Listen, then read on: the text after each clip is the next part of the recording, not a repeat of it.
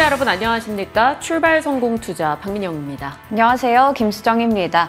간밤 뉴욕 증시는 이번 주 또 추수감사절 연휴를 앞둔 가운데 상승으로 마감을 지었습니다. 나스닥 지수도 1% 이상 올라갔고요. 어제 또 민영 앵커가 전해주시기도 했는데 마이크로소프트에 이번에 이제 샘 올트먼이 합류했다 이런 소식이 전해지면서 오늘 마이크로소프트가 주가 사상 최고치를 경신했습니다. 마찬가지로 실적 발표 앞두고 있는 엔비디아도 함께 사상 최고치의 주가를 경신하기도 했고요. 국제유가는 최근에 계속해서 소폭이지만 올라가고 있습니다. 네, 샘 알트먼 랠리라는 표현까지 나올 만큼 핫한 이슈가 됐습니다. 시장에 이 이슈가 미치는 영향은 어떤 것일지 같이 고민해 보도록 할게요. 어제 시장에 대한 이야기부터 시작하겠습니다. 어제 양지수 모두 오른 채 끝이 났습니다. 대형주 중심의 강세가 양시장에서 도드라지게 나타났죠. 환율 하락과 외국인의 선물 매수 그리고 연말 수급 효과 등이 맞물리면서 어제 시장 모두 다 오른 채 끝이 났습니다. 코스피 0.8%, 코스닥은 1.7% 상승했죠.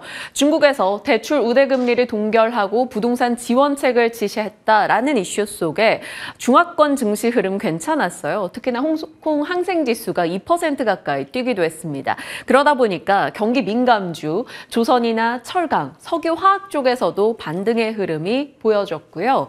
금리 하락과 저가 매수가 맞물리면서 금요일장 빠졌던 섹터에서 되돌리는 모습이 나타났습니다. 2차 전지, 게임, 엔터 등이 되겠고요. 로봇은 시세를 이어갔습니다. 2차 전지는 테슬라의 가격 인상에 대한 이야기 또 추가로 들려왔고요. 금요일 상장하며 공모가 대비 58% 급등했던 에코프로 머티리얼즈 어제 상한가로 꽉 잠궈놨죠. 그러다 보니까 에코프로 머티의 밸류가 2차 전지 다른 쪽으로 확산되는 현상이 나타났고요. 2차 전지 대형 종목들 중심의 강세 확연했습니다. 에코프로 7%, 에코프로 BM도 5% 올라가면서 2차 전지 대형 종목의 시세 이끄는 현상이 확인됐죠. 다만 이런 강한 시세가 있었음에도 불구하고 전체 거래 대금 자체가 크게 늘지 않았습니다. 그래서 아직까지는 주도주로의 완연한 복귀는 조금 어려울 것으로 보는 시각 여전히 남아 있습니다. 그래도 단발적 시세라도 너무나 반가운 흐름이었고요. 지스타가 생각보다 괜찮았다라는 평을 꽤 많이 받고 코인 쪽의 가격 회복이 등장하면서 게임주들도 반등했고요. 엔터, JYP, 스트레이키즈, 빌보드 200 1위 소식이 들려오면서 또 급락과 몇 개월간의 흘러내린 시세를 일부 되돌리는 모습 엔터 쪽에서 확인되기도 했습니다. 로봇은 여전히 강한 시세를 이어줬고요. 그 밖에 정치 테마주도 엄청났고요. 수소나 풍력과 같은 신재생에서도 일부 개별 종목 중심으로 강한 시세가 나왔죠. 탈모 관련주 혹은 최근에 신규 상장 종목들까지도 다시 한번 힘을 내는 모습이 있었습니다. 전반적으로는 단일 기준으로 봤을 때는 굉장히 기회가 많았던 흐름, 올라가는 종목 분야가 꽤 많았던 하루였습니다. 자, 정치 테마 얘기 살짝만 하고 갈게요. 총선 5개월 전입니다. 벌써부터 정치 테마 관련한 종목들이 불을 뿜고 있네요. 한동훈 장관 관련해서 총선 출마에 대한 기대감이 올라가면서 정치 테마주들의 급등이 나오고 있습니다. DTNCR로 이 종목도 11월 16일부터 20일까지 82% 급등이 나왔고요. 핑거나 태평양 물산, 부방, 첼시스, 극동유화 등의 종목들이 내달리는 질주의 흐름을 보이고 있습니다. 정치 테마주가 응당 그렇듯이 여러 가지 이슈로 엮여 있죠. 법대 동문이다, 고교 후배다, 혹은 초등학교 동문이다. 여러 가지 이야기로 종목들의 이상 급등 현상이 나오기도 합니다. 이런 투자를 무조건 하지 말자라는 것은 아닙니다. 당일 시세 혹은 며칠간의 시세로 수익이 날 수 있다면 주식을 하는 이유는 결국 수익을 내기 위해서니까요. 다만 언제나 그 끝을 염두에 두고 그 투자의 책임이 본인에게 크게 돌아올 수 있다는 것도 꼭 기억을 해보자라는 점을 한 번 더 상기시키기 위해서 넣어봤습니다. 정치 테마의 끝은 좋지 않았던 경우가 너무나 많았기 때문이죠. 사람들이 생각하는 대로 여기서 사서 여기서 팔고 나올 수 있으면 얼마나 좋을까요? 하지만 반대로 여기서 사서 여기서 팔고 나오게 되는 혹은 못 나오게 되는 경우도 수두룩합니다. 이 종목 같은 경우는 덕성입니다. 2021년도 윤석열 대통령 관련한 테마주였죠. 6월경에 32,850원까지 올라갔었습니다. 그리고 나서 이 이후에 지금은 10,000원대 아래까지 떨어지는 모습을 봤다가 최근 들어는 시세대로 움직임을 보여주고 있죠. 그만큼 정치 테마주의 끝자락이 굉장히 힘들 수 있다는 것을 염두에 두시고 투자 주의의 목소리도 가져보시길 바랍니다. 자, 시장에서 가장 중요한 이슈는 이걸로 자리 잡고 있네요. 어제 좀 자세하게 전달을 해드렸던 내용입니다. 마이크로소프트가 결국엔 가운데서 가장 큰 이득을 취했다라는 평이 들려오고 있습니다. 정리를 좀 해보죠. 금요일이었습니다. 오픈 AI 이사회가 금요일에 샘 알트먼 CEO를 해고합니다. 그리고 나서 이 거취에 대해서 이야기가 굉장히 빠른 시간 내에 돌았었죠. 복귀를 한다, 혹은 다른 회사를 창업한다 등등의 이야기요. 결국에는 샘 알트먼은 마이크로소프트에 공식 합류하기로 결정이 됐습니다. 어제 오후경에 보도가 나왔죠. 사티아 나델라 마이크로소프트 CEO가 샘 알트먼과 그렉 브로만이 우리 팀에 합류한다. 새 AI 팀에 정권을 줄 것이다 라는 코멘트가 들어갔습니다. 사실 그동안 오픈 AI 내에서 갈등이 역력했었다라고 합니다. 샘 알트먼과 마이크로소프트 측은 부머 개발론자적 마인드로 기술의 성장과 영리적인 목적, AI의 확장에 초점을 두어 왔었고요. 이번에 이사회진이었던 수축해버와 이사회 같은 경우는 두머입니다. 파멸론자 쪽인 거죠. 안전, 기술이 인류에게 혜택을 줘야 되고 기술을 인류가 통제를 해야 된다라는 AI 정렬과 비영리 목적에 초점을 뒀기 때문에 당연히 갈등이 있을 수밖에 없었습니다. 그 이념차로 이런 일이 벌어진 것이다 라고 시장은 분석하고 있고요. 샘 알트먼을 빠르게 마이크로소프트가 모셔가게 된 거죠. 마이크로소프트 입장에서는 AI 관련한 날개를 달고 호박이 넝쿨째 들어온 느낌을 가질 수밖에 없을 겁니다. 자, 오픈 AI는 역풍을 맞고 있네요. 직원 700여 명 중에서 500여 명 이상이 샘 알트만이 복귀하지 않는다면 우리가 마이크로소프트로 이직하겠다, 이런 식의 목소리를 내고 있습니다. 일리아 수축해버 측에서는 우리의 이사회 의사결정을 몹시 후회한다라는 트윗을 올리기도 했네요. 어찌됐건 여기서 승자는 결국 마이크로소프트가 되는 느낌입니다. 어제도 말씀드렸다시피 샘 알트먼 진영이 유리한 상황으로 흘러가게 된다면 결국 AI와 로봇의 속도는 더 가속화될 수 있다는 점을 짚었는데요.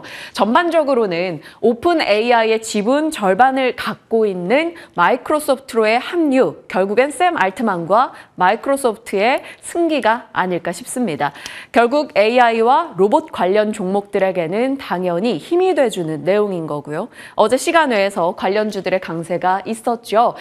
연초였습니다. 시장에서 대략적으로 분류하고 있는 마이크로소프트 관련한 AI 종목 혹은 구글 관련한 AI 종목 등을 이렇게 시장에서 회자되는 내용들을 정리했던 바가 있었는데 확실히 마이크로소프트 관련한 종목들의 시세가 조금은 더 좋았던 어제 시간외였습니다. 이스트소프트가 상한가 시간외 기준요. 브릿지텍, 소프트캠프, 폴라리스 오피스 등의 종목 좋은 흐름을 이어갔습니다. 자, 이렇듯 올해는 로봇과 AI가 정말 기억에 남을 것 같습니다.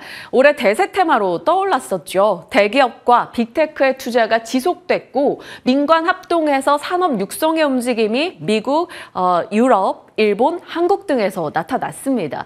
그러다 보니까 시장의 관심이 올라갔고 ETF 출시들이 들어왔죠. 이것은 주가 상승의 촉매제가 됐습니다. 로봇으로의 대기업의 투자 소식은 계속 전해드린 바가 있었고요. AI는 연초에 챗 GPT 열풍이 있었고 그 뒤로 빅테크의 투자가 뒤를 이었고 이 LMM, 대규모 언어 모델을 여러 기기에 탑재하려는 움직임은 아직까지도 지속되고 있습니다. 그 모든 움직임 속에서 AI, 반도체, 의료 AI, 온디바이스 AI 이런 쪽으로 사업의 영역이 점차 확장되고 있죠. 그런데 로봇과 AI의 이런 관심은 맛보기였다라는 시장의 평들도 많이 나옵니다. 앞으로 가야 할 길이 훨씬 더 많이 남아있기 때문인 거죠. 로봇 쪽에 대해서 1년간 투자뉴스 7에 나온 브리핑을 요약해보자면 임금 인플레, 저출산 고령화, 결국 노동력의 대체. 어제도 사실 저출산 문제가 부각되면서 육아 관련주가 올라갔고 로봇 관련주가 같이 올라갔습니다. 이 부분은 사실 뗄래야 빼야 될 수가 없는 부분이고요. 로봇이 점점 고도화돼가는 그 모든 과정에는 AI가 제대로 성장하고 있기 때문에 가능하겠죠. 로봇의 활용처는 그로 인해 증가하면서 AI 고도화와 같이 성장하고 있습니다. 대기업의 아낌없는 투자, 리쇼어링 속에 공장 자동화 설비가 올라가고 있다는 것도 이 로봇 산업의 모멘텀이겠죠. 지금까지 협동 로봇과 서비스형 로봇, 여기서 앞으로는 자율주행 로봇과 로봇팔을 탑재한다던가 혹은 휴머노이드 로봇까지 곧 이 시장이 개화될 것이다라는 기대감 굉장히 강합니다. 어제도 레인보우 로보에서 휴머노이드 관련해서 또 뉴스가 나오기도 했죠. 삼성전자, 현대차, LG, 두산, 한화그룹 등에서 내년도에 로봇을 어떻게 하겠다라는 계획들도 굉장히 공격적으로 내놓고 있습니다. 두산그룹 같은 경우는 두산 로보를 필두로 협동 로봇 점유율 1위입니다. 그럼에도 불구하고 이제 서비스 로봇까지 진출하겠다. 모두 이제 방향은 같은 곳을 보고 있습니다. 그 로봇 시장의 진출 형태는 조금 다르지만요. 이렇게 로봇은 내년에도 더 성장할 것으로 보는 시각이 많고요. AI도 당연히 뒤따를 수밖에 없겠죠. 글로벌 AI 시장은 연평균 37%씩 성장 모멘텀을 갖고 있고 자주 보여드렸던 AI 생태계 같은 경우 AI로 인해 반도체가 자극되고 소프트웨어, 데이터 센터, 이것이 확장되는 의료 AI, 그리고 결국에는 또 보안까지 관련한 얘기는 등장하게 될 겁니다. 생성형 AI 같은 경우 내년도를 기준으로 지금까지 내놨던 여러 가지 서비스 제품들이 어떻게 성과를 내는지를 확인할 수 있게 되고요. 그리고 온디바이스 AI처럼 새로운 스마트 기기에 탑재하는 경우도 많아지게 될 겁니다. 의료 AI 같은 경우 지금은 건강보험 적용 국가나 서비스가 일부이지만 이것이 확장될 경우 관련한 종목들의 시세 기대 역시 가능하다라는 분석 나오고 있고요. 그래서 IBK 투자에서 로봇과 AI 관련해서 투자 유망 분야를 정리한 걸 또 한 번 더 축약을 해봤습니다. 의료 분야에서는 수술 로봇, 국내 미래 컴퍼니와 큐렉소에 대한 언급이 있었고요. 의료 데이터는 앞서 말씀드렸던 의료 AI 종목들 거의 다 들어가 있습니다. AI 신약 개발에 대해서도 보로노이, 신테카바이오 이런 종목들 언급 있었고요. 보행, 재활, 웨어러블 로봇에서는 삼성전자, 현대차그룹, 큐렉소가 같이 들어가 있습니다. 요즘에는 치킨봇, 바리스타봇 이렇게 해서 F&B 분야에서도 조리 자동화 시스템 탑재율이 올라가고 있죠. 이런 면에서는 협동 로봇 쪽에서 두산 로보틱스가 앞서고 있고요. 뉴로메카 언급도 많이 나옵니다. 레인보우 로보틱스는 안 끼는 데가 없을 만큼 여기저기 좀 들어가 있어요. 자율주행 쪽에서는 현대차그룹 아무래도 앞서고 있죠. 배송 로봇은 로보티즈, 서빙 로봇에서는 LG전자 클로이보 시리즈가 꽤나 더 인지도가 높습니다. 그리고 아직까지는 각광받지 못했습니다만 결국 전쟁이나 지정학적 리스크가 부각될 경우는 방산과 우주항공 분야에서도 무인화에 대한 이야기는 더 강화될 겁니다. 유무인 복합체계나 지능형 전술통신, 적에도 위성통신 관련해서 이제는 전쟁의 패러다임이 바뀌고 있기 때문이죠. 사람이 총 들고 싸우는 게 아니다라는 겁니다. 무인 기기가 가서 시스템을 감지하고 폭격하고 이런 시스템이 반복되고 있기 때문에 관련해서도 성장에 대한 얘기는 나오고 있고요. 개별 종목 이슈들도 정리를 해뒀으니까요. AI와 로봇 쪽에 관심을 두고 계시는 분들이라면 내용 한번 참고해 보시길 바랍니다. 자, 거기다가 때마침 이런 타이밍에 이런 기업의 실적이 잘 나왔습니다. 오늘 뉴욕장 장 마감되고 심보틱이라는 미국의 기업이 실적을 내놨는데요. 물류 자동화 시스템을 판매하는 업체입니다. EPS와 매출이 모두 컨센을 상회했고 앞으로 다음 분기 매출 가이던스도 컨센을 상회했죠. 그래서 장중 시세로는 약보합으로 끝이 났는데 시간 외에서 20% 급등하는 모습이 있었습니다. 오늘 아무래도 물류 자동화, AI, 로봇 관련한 뉴스가 많이 몰렸다라는 것을 샘 알트먼 이슈부터 해서 우리는 연결지어 볼 수가 있겠습니다. 자, 글로벌 원샷입니다. 뉴욕장 3대 지수 모두 다 상승한 채 끝이 났습니다. 컨퍼런스 보드 경기 선행 지수가 계속해서 예상을 하회하면서 부진합니다. 그래서 일각에선 컨퍼런스 보드를 중심으로 짧은 경기 침체에 대한 얘기도 나오는데 아직까지 시장에 상승에는 그것이 전혀 반영되지 않고 있습니다. 조심스러운 목소리가 안 들리고 있는 시장인 거죠. 미국의 20년물 국채 입찰 있었습니다. 자세히는 쓰지 않았는데 입찰 호조를 띠면서 결국 국채 금리가 내려갔고요. 나스닥 등이 기술주 중심의 반등이 좀 더 강화되는 요인이 됐습니다. 중국의 인민은행 부동산 개발 50여 개사에게 금융 지원을 한다라고 이슈가 나오면서 중국 관련한 종목들도 시세가 좋았고요.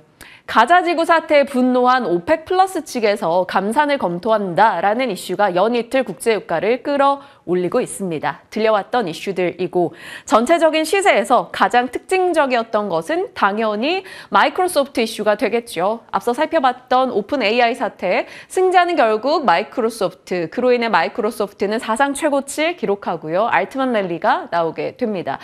곳곳에서 알트만의 영입은 탁월한 선택이었다라는 평이 나오면서 마이크로소프트는 2% 이상 올랐고요. AI에 대한 이런 강한 모멘텀은 결국 반도체를 자극할 수밖에 없겠죠.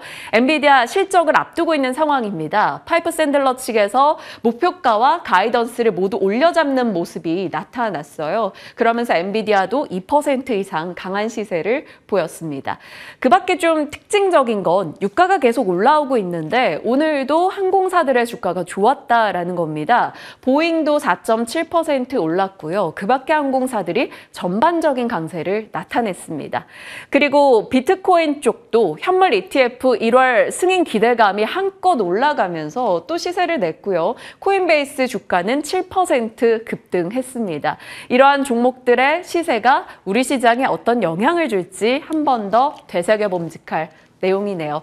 자, 이렇게 시장에서는 여러 가지 긴축에 대한 우려 등이 줄어들고 있다 보니 달러 약세 움직임이 나타나고 있습니다. 달러 약화, 결국 환율 하락의 움직임이라는 건데 여기에서 우리가 좀 알아볼 만한 환율 하락 수혜주가 어떤 게 있을까 간략하게만 정리해봤습니다. 항공기 대여나 항공유를 달러로 구매하는 항공사들 혹은 원화 강세 속에서 여행 수요가 늘어나는 여행사도 언급이 나오고 있고요. 해외 원자재 수입 과정에서 원화 강세 경우 제조원가 부담이 떨어진다는 식음료나 철강 쪽도 이야기가 나오고 있습니다. 참고하시면서 관련한 내수주들 중심의 움직임도 나올지 확인하시길 바랍니다. 산업뉴스입니다. 삼성이 AI 칩 수율 70%까지 TSMC 수준까지 끌어올렸다라는 소식, 어느 정도 빼앗겼던 고객사들을 다 되찾아올 수 있을지 관심도가 올라가고 있네요. 하나마이크론, 하나머티리얼즈, 시그네틱스, 한미반도체 등등이 관련주로 연결될 여지가 있겠죠. 반도체에 대한 브리핑은 최근에 워낙 많이 자세히 했기 때문에 오늘은 간략하게 산업뉴스로만 넣었습니다. 자, 어제 삼천당제약이 시간외에서 상한가로 끝이 났는데 아일리아 유럽 5개국 독점 판매권과 공급계약 체결 관련한 이슈가 있었습니다. 장중에 시세 흐름 어떻게 진행되는지 체크하시고요. 카카오 쪽도 AI 모델 관련한 얘기가 나오고 있어요. 오늘 AI 이슈가 정말 많네요. 그래서 트레이딩 관점에서 엮일 수 있는 종목들만 정리했고요. 단독 뉴스였긴 합니다만 비대면 진료 초진 범위를 대폭 확대한다라는 소식이 있었어요. 원격 진료 관련한 종목들이 관심 받게 될지 트레이딩 측면에서만 체크해 보시길 바랍니다. 시장에 대한 이야기였고요. 또 자세하게 섹터 뉴스 들어가 볼까요? 네, 오늘 첫 번째로 어제 또 가격이 올라줬던 풍력 에너지 관련주들 살펴보도록 하겠습니다. 어제 이제 증권가 보고서 중에 4분기에 풍력 기업들의 실적이 돋보일 것이다라는 내용의 리포트가 있었습니다. 4분기에는 좀 바람이 불 수 있을지 실적에 대한 측면부터 먼저 체크해 볼 텐데요. 일단 대표적으로 3개 기업들만 좀 가지고 왔습니다. CS 윈드, CS 베어링, 그리고 SK 오션 플랜트가 될 텐데 3분기 실적을 보면 그래도 CS 윈드 같은 경우에는 이 컨센서스에 부합하는 수준으로 나왔습니다. IRA 효과를 좀 받아가면서 영업이익이 전년 동기 대비해서 100% 정도 넘는 수치를 기록했고요. CS 베어링 같은 경우에는 영업이익이 마이너스 13억 원을 기록하면서 손실이었죠. 적자로 전환하는 모습을 보여줬습니다. SK 오션 플랜트 같은 경우에도 영업이익 같은 경우 DS 투자증권의 추정치를 좀 하회하는 모습이 나타났는데요. 하지만 4분기 실적은 좋을 것이다라는 게 리포트의 골자가 되겠습니다. CS 윈드 같은 같은 경우 올해 분기별로 봤을 때 안정적인 매출과 영업이익의 추세가 좀 지속될 것으로 전망하고 있었고요. CS 베어링은 다시 이제 한 개 분기 만에 이 적자에서 벗어나서 흑자 전환에 성공할 것이다라는 얘기를 했습니다. SK 오션플랜트 같은 경우 해상풍력 관련주로 잘 알고 있죠. 이 3분기에 해상풍력 수주 잔고가 3천억 원 정도가 됐었는데 4분기에 여기에 이제 9천억 원 정도의 신규 수주가 더해지면서 일단 올해 연말까지 1조 원이 넘는 해상풍력 수주가 있을 것이다라는 이야기가 나왔습니다. 이 중에서도 이제 최선호주로는 CS 베어링에 대한 관점을 유지하고 있었는데요. 여러 가지 기업이 있겠지만 대표적으로 이 풍력 에너지 관련주들도 금리의 영향을 좀 크게 받는 상황입니다. 그러다 보니까 이제 볼 그래프를 보시는 것처럼 이 금리 상승의 타격이 정말 컸다라는 게 한눈에 확인이 되는데요. 지금 보시는 것처럼 연초부터 한 6월까지는 주가가 쭉쭉 올라갔습니다. 뭐 IRA에 대한 부분들 그리고 정부 정책 지원에 대한 기대감 등등 때문에 많이 오르다가 이 6월, 7월 이후부터 쭉 하반기에는 금리에 대한 부담감 때문에 주가가 많이 내려간 건데요. 특히 뭐 오스테드나 베스타스 같은 글로벌 기업들, 이런 좀 대표 기업들이 많이 밀리다 보니까 나머지 국내 관련주들도 흐름을 좀 같이 하는 모습이 나타났습니다. 하지만 어제장 같은 경우에는 이들에 대한 4분기 실적 기대감이 나타나면서 CS윈드 7% 가까이 올라갔고요. CS 베어링, 뭐 SK 오션플랜트 등등의 종목들, 작은 종목들까지 다 같이 상승부를 켰습니다. 하지만 지금 풍력 산업에 대해서는 좀 위기론이 부각되고 있는 상황인데요. 앞서 얘기 드렸듯이 고물가와 고금리에 대한 그런 부분들이 지속되다 보니까 프로젝트 비용이 올라가게 됩니다. 이쪽은 워낙에 투자금이라던가 시간이 좀 많이 들어가는 산업일 텐데 그런 부분에다가 공급망 차질 이슈까지 더해지면서 프로젝트를 중단하는 일들이 벌어지고 있는 겁니다. 이 월스트리트 저널에서도 해상풍력 프로젝트들이 하나씩 폐기가 되면서 관련 주들이 크게 이제 주가가 급락했다라는 이야기를 최근에 전하기도 했었고요. 앞서 얘기 드렸던 오스테드 같은 경우에 이쪽에서 이제 이슈가 나오면 부정적인 이슈가 나오면 국내 관련주들도 함께 좀 타격을 받았었는데요. 얼마 전에도 오스테드 쪽에서 이제 부품 문제가 나오면서 주가가 크게 밀리는 일도 있었죠. 그리고 지금 뭐 워낙에 상황 자체가 안 좋다 보니까 3조가량의 손실이 남에도 불구하고 미국에서 사업을 철수하겠다라고 밝혔고요. 베스타스라던가 바텐폴 이런 쪽에서도 이 풍력과 관련해서 지금 투자를 줄이거나 중단하고 있는 사태가 나타나고 있습니다. 세계 3대 풍력발전 터빈 제조업체라고 볼 수 있는 시멘스 에너지나 비스타스나 뭐 제너럴 일렉트릭 이러한 기업들이 연속으로 분기 손실을 내고 있어서 전체적으로 봤을 때 산업 자체가 굉장히 좀 좋지 않다라는 부분들 체크할 수가 있겠고요. 그리고 앞서 얘기드렸듯 이 IRA 정책과 관련해서는 가장 중요한 게 내년에 있을 이제 미국의 대선이 될 텐데요. 정권 교체에 따른 정책 불확실성이 여전히 이쪽에 이제 발목을 잡고 있는 상황입니다. 그래서 지금 바이든 행정부에서 목표로 내걸고 있는 2030년까지 해상 풍력을 통해서 30기가와트의 전력을 생산하겠다. 라는 목표를 실현하기가 어려울 것이다라는 지적들도 나오고 있습니다.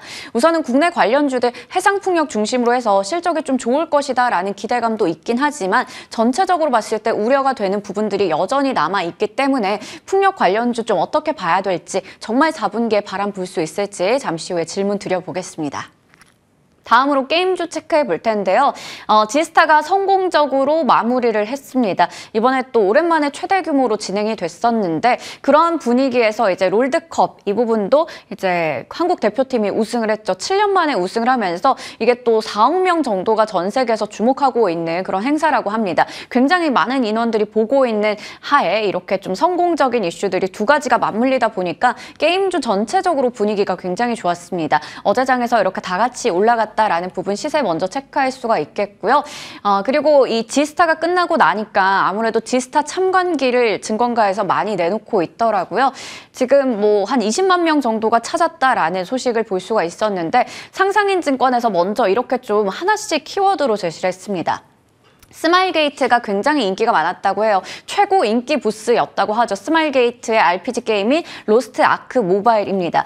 이게 일단 가장 인기가 많았고 그리고 위메이드 같은 경우에는 예상외로 굉장히 놀라웠다라는 평가를 했고요. 크래프톤은 뭔가 좀 희귀한 장르에 도전을 하면서 글로벌 지향을 좀 하고 있다라는 부분. NC소프트는 이번에 변화가 있었다. 그리고 펄어비스는 B2B 쪽에서는 가장 높은 관심을 받았다. 이렇게 한 줄로 정리를 하고 있었습니다.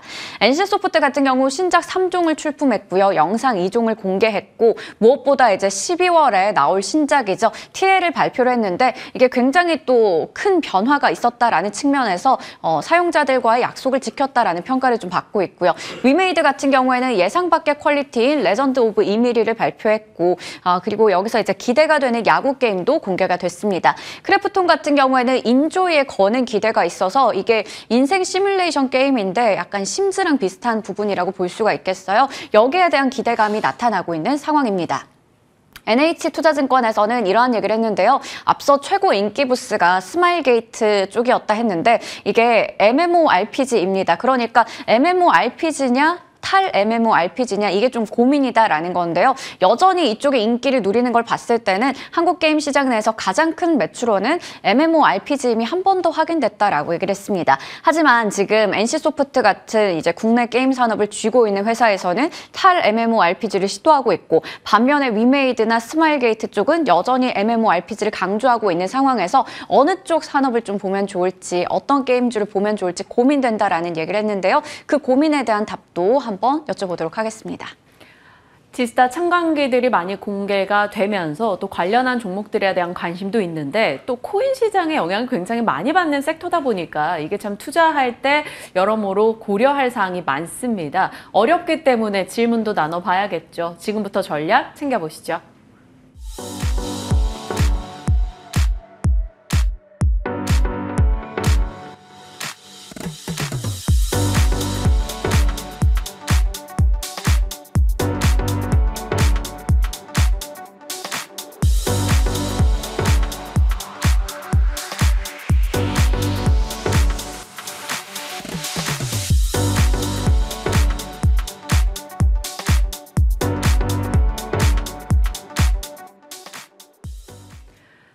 시장에 대한 전략 김민진 차장님과 이어가겠습니다. 어서 오세요. 안녕하세요. 네, 오늘 저희 질문 시간 충분히 준비되어 있어서 네. 개별 종목부터 섹터 시장 얘기 자세히 여쭤보겠습니다. 10월까지 참 힘들었는데 11월 들어오면서 뉴욕 그리고 국내까지 전반적인 반등이 나오고 있습니다. 이 반등을 촉발시켰던 것은 바로 미국의 국채금리 하락 그리고 지정학적 리스크 감소 등이 되겠죠. 여러 가지 이슈 속에 올라가는 시장 추가 상승, 산타랠리 가능하다라고 보시는지 어찌 판단하십니까? 우선 나타나고 있는 대외적인 변수를 생각해 본다라고 한다면은 가장 중요한 이슈라고 할 수 있는 채권금리의 안정화 이것이 불러온 리스크온 분위기와 주식의 매력도 증가 이 부분을 생각해 본다라고 한다면은 연말까지의 산타랠리 충분히 기대할 수 있는 주변 여건들이 만들어지고 있다라고 생각합니다. 네. 하지만 이제 우리가 고민을 해야 될 것은 나스닥 지수 꽤 많이 올라왔죠. 맞아요. 그러면서 지난 7월 전고점 수준 거의 다 올라왔습니다. 다양한 대외 변수들이 시장에 우호적인 것은 분명한 사실이겠지만은 사실 기술적으로 고점을 뚫어내는 것은 또 다른 문제일 수도 있다라고 판단이 들고요. 그렇다라고 한다면은 첫 번째 우리나라 증시에 대한 추가적인 상승 판단을 위해서는 미국이 고점을 돌파하고 지속적인 안정적인 주가 흐름을 보여줘야지 우리나라 시장까지 리스크온 분위기가 만들어질 수 있다는 거고 그 이유는 뭐냐면은요. 지금 이제 나스닥 같은 경우는 고가 권역에 있고 우리나라 증시는 아직까지 고가에 한참 남아있는 상황이기 때문에 네. 따라가야 된다 이렇게 판단할 수도 있겠지만은 단기 저점 대비해서 올라온 폭 자체는 거의 비슷합니다. 저희 ADR도 좀 부담스럽고. 그렇죠. 그리고 단적으로 이제 코스피와 S&P 500 그리고 코스닥과 나스닥 지수를 비교해 보면은 두 개 지수의 단기 저점 대비 상승률은 거의 비슷해요. 그렇다라고 한다면은 우리나라 증시는 어느 정도 저점에 대한 하단은 조금 더 강할 수 있습니다. 네. 이유는 왜냐하면 훨씬 더 많이 빠졌기 때문이죠. 하지만은 추가적인 상승은 선반영이 우리가 이제 덜 올라왔기 때문에 올라간다 이 공식 자체는 통용이 안 될 수도 있다는 거죠. 그렇기 때문에 아까 말씀드렸던 미국 증시에 대한 추가적인 상승과 고점 돌파가 굉장히 중요하다고 말씀을 드리겠고요. 지금 이제 2차 전지를 비롯한 주요 대장주들 특히 이제 반도체와 2차 전지를 볼 수 있을 것 같은데 아직까지 2차 전지주들 같은 경우는 사실 변동성이 좀 큰 상황이고요. 그렇다고 해서 굉장히 강한 한쪽의 수급 현상이 나타나고 있다고 보기에도 좀 어려운 부분이 있을 것 같고요. 대외적인 가장 중요한 변수라고 할 수 있는 리튬 가격에 대한 반등도 아직까지는 제한적인 상황입니다. 그렇기 때문에 현재 시점에서는 2차 전지주가 가져야 된다는 부분이 가장 중요하겠지만은 네. 그 상승을 이끌 만한 펀더멘탈적인 측면에서의 변화가 아직까지 완전하게 나타난 것은 아니기 때문에 조금 더 신중하게 시장을 바라봐야 되지 않을까 이렇게 판단을 하고 있습니다. 네. 사실 신고가 종목들도 조금씩 늘어나고 있고 시장에서 올라가는 종목들도 꽤 온기 확산이 되고 있으나 거래대금이 강하게 실렸다던가 미국 이상의 모멘텀이 국내에 아직은 없기 때문에 미국 이 신고가를 돌파해서 질주를 해줘야지만 따라갈 수 있다는 점을 염두에 두고 전략을 짜자 얘기 주셨어요. 그래도 전반적으로는 시장의 매크로 환경의 안정으로 긍정적인 흐름은 하단이 지지되는 흐름은 기대된다라고 얘기해 주셨네요. 2차 전지 조금만 더 자세히 할게요. 에코프로머티의 상한가 나오고 다른 종목으로 이제 밸류 확산 조금 나타나면서 대형주들 강세였어요. 2차 전지도 저가 매수 인식이 지금 꽤 강하단 말이죠. 네. 그러면 그것에 동의를 하신다면 모아갈 종목으로는 뭘 보고 계시는지, 동의를 안 한다면 왜 안 하시는지. 네, 사실 저가 매수, 우리가 이제 낙폭과대에 대한 매수라는 것은 제가 뒤에 이제 뭐 게임주들에서도 말씀을 드리려고 했지만은 네. 낙폭과대는 많이 빠졌기 때문에 주가가 올라오는 겁니다. 상승의 사유가 많이 빠졌기 때문이라는 거죠. 네. 근데 주가가 올라오면은 낙폭과대라는 말을 더 쓸 수가 없게 돼요. 그렇다라고 한다면 그 이후에 뭔가를 보여줘야 된다는 거죠. 지금 2차 전지주들은 분명히 단기 낙폭과대가 맞다라고 판단을 하고 네. 있고요. 그러한 부분들에 따른 반등이 언제든지 나타날 수 있는 구간 속에서 에코프로머티라는 하나의 모멘텀이 주가의 반등을 이끌고 있다고 보는 게 맞겠지만은 에코프로머티가 시가총액이 지금 5조 원이 넘었습니다. 그러한 부담감들이 느껴지거나 아니면은 단기적으로 지금 2차 전지 관련주들이 많이 빠졌다라고 하지만 올해 기준으로 봤을 때 많이 올라온 건 또 사실이거든요. 그렇다라고 한다면 여기서 한 단계 더 레벨업 되기 위해서는 아까 말씀드렸듯이 리튬가의 반등이라든지 아니면은 전방 대회 OEM에 대한 전략이라든지 이런 것들이 우호적으로 나타나줘야 되는데 그런 것들은 제한적이다라는 거죠. 네. 그렇기 때문에 주가의 상승 흐름이 뭐 상반기 이때처럼 시장의 주도주 역할을 하면서 계속 가기에는 좀 어려운 부분이 있을 것 같고, 다만 이제 아까 말씀드렸던 이러한 몇몇 가지 이슈들이 긍정적인 요소로 변화하게 된다라고 한다면 그때는 2차 전지를 조금 더 확신을 가지고 말씀을 드릴 수 있지 않을까 이렇게 판단을 하고 있습니다. 네. 결국에는 2차 전지 전기차로의 개화에 대한 성장은 속도의 문제다라고 합니다. 하지만 아직까지 단기 수요 둔화로 여겨지는 뉴스들이 해결되는지 여부는 지켜봐야 된다라고 얘기 주셨습니다. 참고하겠습니다. 자, 올해 이제 끝자락에 와 있다 보니까 한 해를 돌아보게 되는데 연말에 이제 다이어리 딱 펼쳐놓고 네. 올해 뭐가 기억났지라고 써본다면 뭐 2차 전지 에코프로 네. 혹은 AI, 로봇, 변압기, 네. 아니면 비만 당뇨 이렇게 5개 정도 될 것 같거든요. 네. 그 중에서 로봇 AI 좀 살피겠습니다.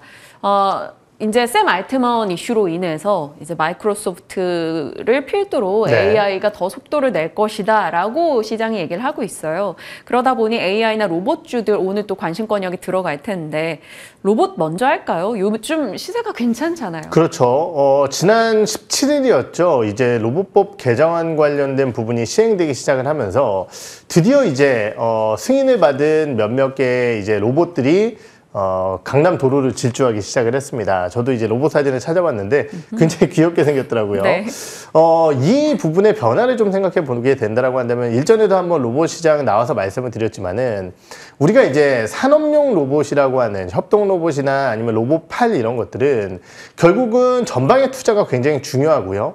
그 전방의 투자라는 것은 결국은 이제 전기차 혹은 2차 전지 뭐 그러한 산업적인 투자가 굉장히 중요합니다. 네. 지금 그쪽 투자가 부진하다라고 볼 수는 없겠지만은 고금리 이런 것에 따라서 사실은 자동차라든지 이런 쪽의 투자가 조금 뒤로 밀리는 모습을 보이고 있죠. 그러다 보니까 지금 연간 기준으로 봤을 때 글로벌 로봇 관련주 중에서 제일 부진한 흐름을 보이고 있는 국가가 일본이에요. 왜냐면은 환학과 같은 기업들은 결국 이제 산업용 로봇에 네. 훨씬 더 집중되어 있기 때문이죠. 그런데 서비스 로봇 같은 경우는 아까 말씀드렸던 이러한 배달 로봇의 정책적인 지원뿐만이 아니라 지금 음식점이라든지 아니면 카페라든지 굉장히 여러 곳에서 서비스 로봇에 대한 수요가 증가를 하고 있는 상황입니다. 인건비 증가 때문이라고도 볼 수 있겠죠.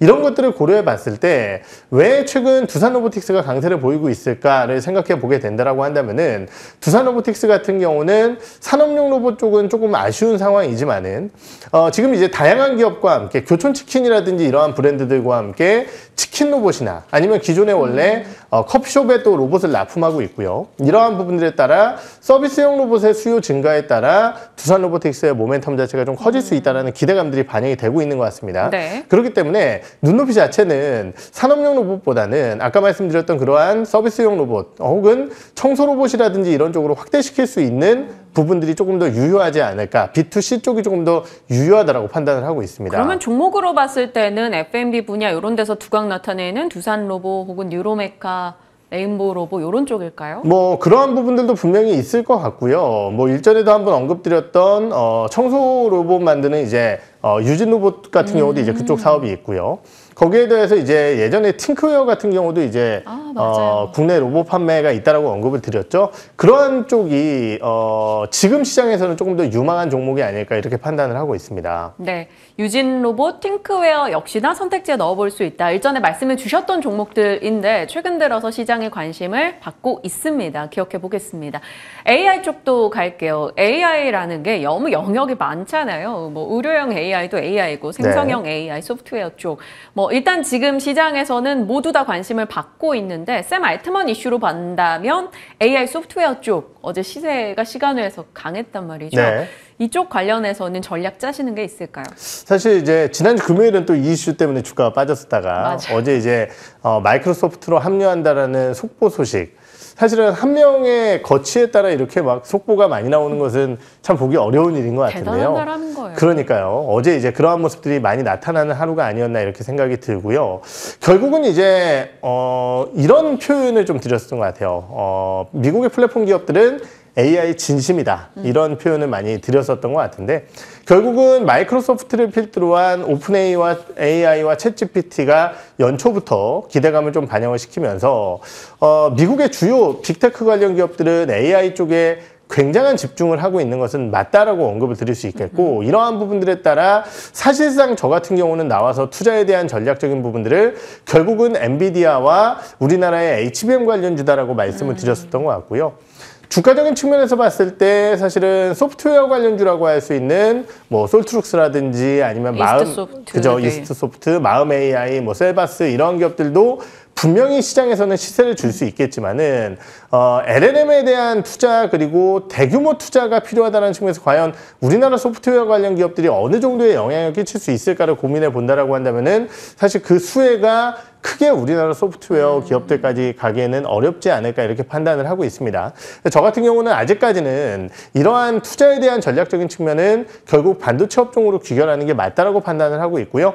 며칠 동안 주가가 조금은 쉬어가고 있지만은 HBM 투자 관련주들에 대한 기대 요인이 여전히 유효하지 않을까라고 판단하고 있습니다. 네.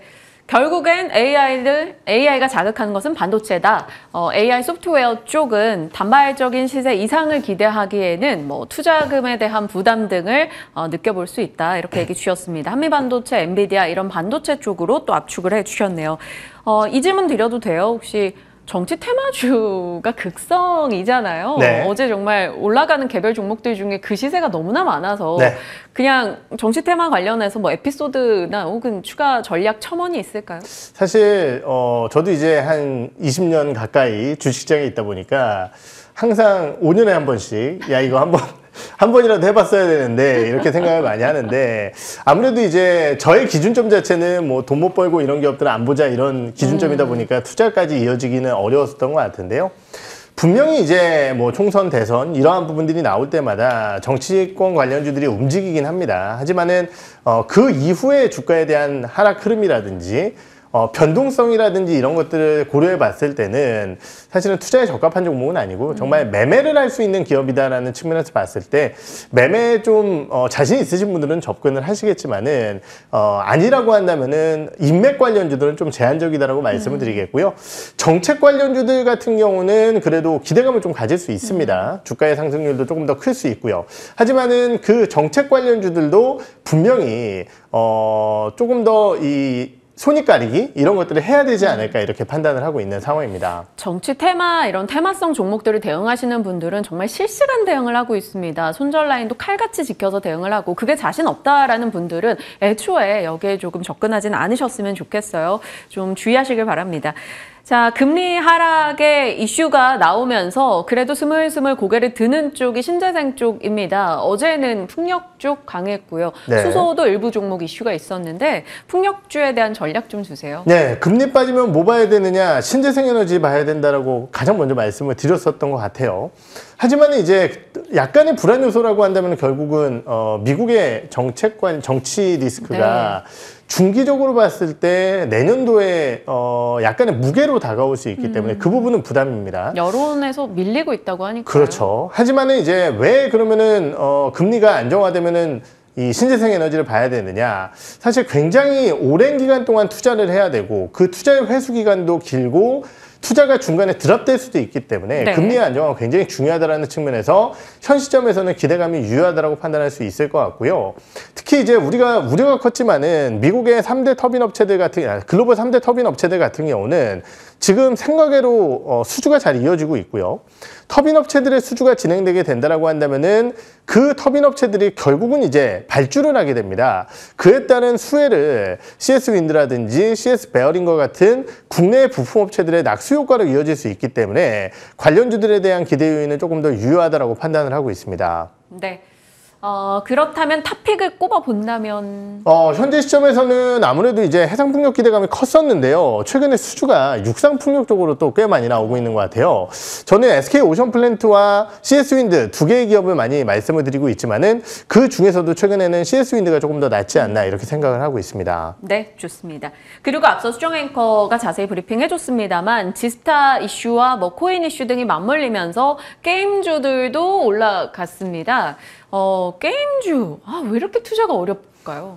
그때도, 아까 이제 말씀을 드렸지만, 결국 낙폭과대 인식 때문에 올라오는 거거든요. 그러면 이제 여기. 그 이상을. 그렇죠. 네. 그 이상을 위해서는 뭔가 이제 게임사들의 성과가 필요하다라고 저는 말씀을 드리고 싶고, 그 성과는 결국 이제 신작에서 나타나게 될 겁니다. 이번 지스타에서 회사들이 MMORPG 외에 다른 장르의 게임을 많이 이제 선보였다라는 측면은 저는 굉장히 잘하고 있다라고 판단을 합니다. 결국 이제 중기적으로 봤을 때 MMORPG라는 장르의 성공 가능성이 저는 좀 약하다라고 보고 있는 상황 때문이고요. 그러한 상황 속에서 봤을 때 지금 이제 당장에는 뭐 아무래도 단기적으로 출시하게 될 NC소프트의 TL에 대한 성과가 굉장히 중요할 것 같고 그 외에는 뭐 아까 말씀드렸던 크래프톤의 신작이라든지 아니면은 뭐 카카오 게임즈 같은 경우는 MMORPG 쪽에 좀 집중을 하고 있기 때문에 제한적이겠지만은 이러한 신작 모멘텀들을 확인을 해봐야 되지 않을까 이렇게 판단을 하고 있습니다. 네.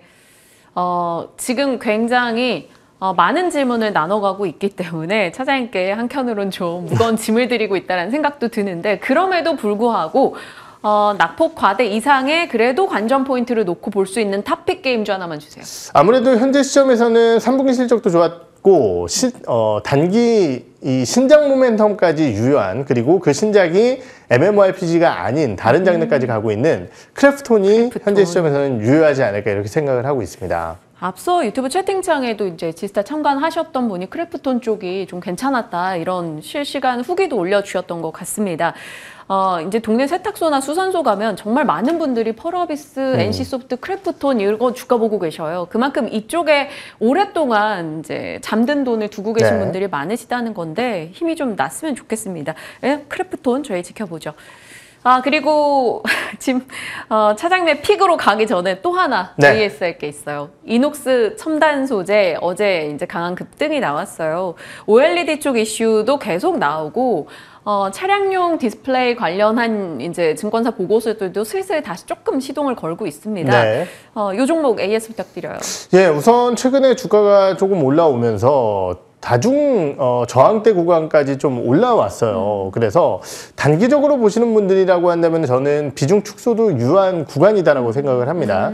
하지만은 제가 전략 매도가 아닌 비중 축소를 말씀드리는 이유는 뭐냐면은 결국은 OLED에 대한 투자 전략 자체는 올해보다는 내년도에 더 클 가능성이 있다는 것이고요. 네. 그것은 7년여 만에 애플의 OLED 쪽에 대한 신규 어플리케이션의 탑재가 있었다라는 것이고, 거기에 대해서 전장이라든지 노트북이라든지 이런 쪽까지 OLED의 영역이 확대되고 있다는 부분입니다. 그렇다라고 한다면은 이녹스 첨단 소재의 OLED 소재에 대한 탑재량이 늘어난다는 측면에서 봤을 때 어느 정도의 물량은 가져갈 수 있는 현재의 구간이 아닐까 이렇게 생각을 하고 있습니다. 비중은 조금 줄여가더라도 일부 물량은 남겨놓자. 그렇죠. 네, 알겠습니다. 자, 이제 차장님의 픽으로 가겠습니다. 그래서 어떤 종목을 관심 있게 보고 계시는가? 저희 얘기 많이 나눠본 종목이네요. LS 일렉트릭. 그런데 저희가 변압기 쪽 할 때 그동안 효성중공업이랑 HD현대일렉 쪽 얘기를 주로 했잖아요. 그렇죠. 이번에 뭐 실적도 그렇고 조금 다른 종목 대비 못 미쳤어요. 네, 지난 3분기 실적 발표 전에 효성중공업이 제일 부담 없는 밸류에이션이다 이런 말씀을 드렸었던 것 같은데, 결국은 이제 3분기 뚜껑을 열어보니까 LS 일렉트릭만 정말 차별화된 나쁜 실적이 나왔습니다. 네. 그러다 보니까 주가의 두 섹터, 두 기업, 뭐 효성중공업, 현대일렉트릭과 LS 일렉트릭 세 개 기업 간의 주가의 달랐어요. 간극은 너무 달랐어요. 네. 그러면 이제 4분기도 이런 흐름이 이어지게 된다라고 한다면 LS 일렉트릭의 이 주가는 이해되겠지만은 결국은 3분기에 나왔었던 일부 첨단 산업 쪽의 적자라든지 아니면은 뭐 재고 소진 이러한 부분들에 따라 4분기의 실적이 개선될 가능성이 높다라는 부분일 것 같고요. 변압기 쪽에 대한 신규 수주 물량은 지속적으로 증가하고 있는 상황이고, 한전의 흑자와 함께 한전 쪽의 투자 물량 자체도 이어지고 있는 상황입니다. 그렇다라고 한다면은 LS 일렉트릭 올해와 내년도에 사상 최대 이익을 기대하고 있는 이 회사의 밸류에이션 매력도도 굉장히 높아졌다는 측면에서 봤을 때 현 시점에서는 부담 없는 투자에 대한 전략이 아닐까 이렇게 판단을 하고 있습니다. 그러면 가격 대응은 어떻게 할까요? 네, 목표 주가 자체는 84,000원 선으로 한 20% 정도의 업사이드를 말씀을 드리겠고요. 네. 손절가는 66,000원 선 말씀을 드려보도록 하겠습니다. 그런데 저희가 네. 이제 한 바구니에 같은 섹터 종목을 다 담진 않잖아요. 네. 현대일렉이나 효성중공업 기존에 말씀 주셔서 이미 좋은 수익이 난 이 종목들은 이제 덜어내고 LS로 갈아타는 겁니까?